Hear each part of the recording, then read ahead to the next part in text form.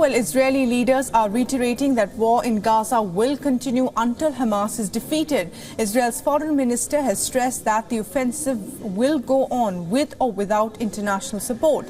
However, the Hamas chief, Ismail Haniyeh, has now said the group is ready to discuss with Israel any arrangement or initiative that could lead to a ceasefire in Gaza. Although he also said that any plan for post-war Gaza that does not involve Hamas is a delusion. In the latest, Israel's ambassador to the UK has also declared that her country will absolutely reject any possibility of a two-state solution after the war in Gaza ends. When asked about how peace will be achieved to establish a Palestinian state, she responded, and I quote, "Israel knows today and the world should know now that the Palestinians never wanted to have a state next to Israel." Israel's strongest ally, the United States, has expressed concern over civilian casualties in Gaza. As per reports, it has delayed the sale of 20,000 assault rifles to Israel over settler violence in West Bank.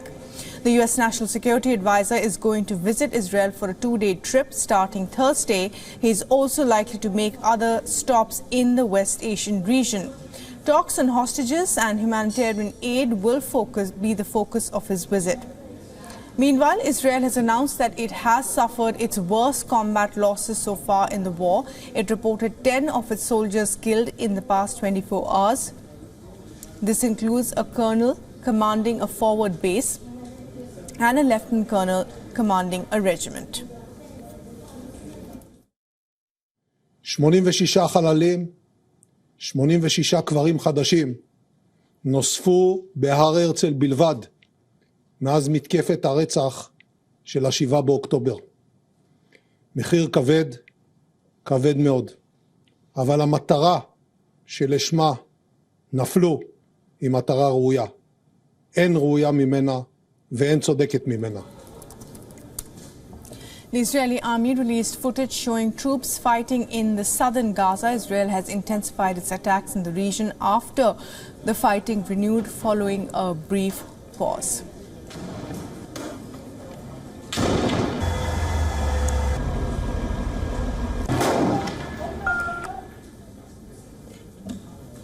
Hamas has also released a video showing its operations in Khan Yunis in southern Gaza.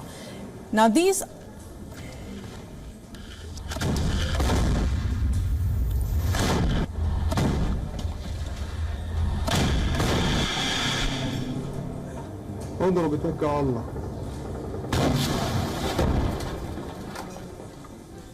تفجير عبود تلفزيونية قوات خاصة وعبود.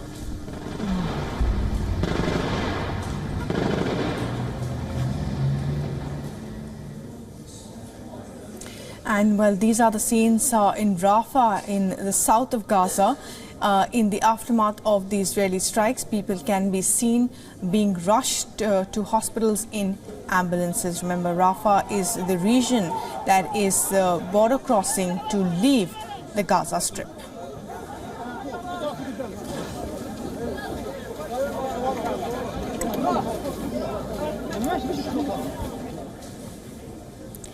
Meanwhile, violence is also raging in the West Bank. As per the Palestinian Health Ministry, an Israeli raid in the area entered its second day on Wednesday as it left at least 7 Palestinians dead. The Israeli military said the forces confiscated approximately 30 weapons, ammunition, military equipment and weapon parts.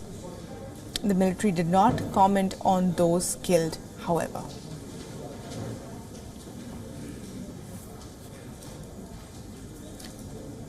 And for the very latest on the situation, Jody Cohen, our correspondent, sent us this report from Israel. So National Security Advisor Jake Sullivan is in Israel for meetings on Thursday with Prime Minister Netanyahu, President Herzog and the War Cabinet. As far as I can see, they're going to be discussing 3 key issues. Number 1 is the timetable of this war. We know the US wants the main operation to be over by January. Israel has said that they expect the operation in Khan Yunis to be over by then.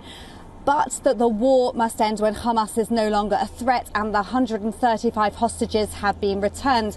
The second issue will be the Israeli hostages and Palestinian civilians as well. Now, White House spokesperson John Kirby said that Israel's done possibly more than the US would have done to protect civilian lives in this war. For example, he said, by giving warning to Palestinian civilians and therefore to the enemy of targets in advance.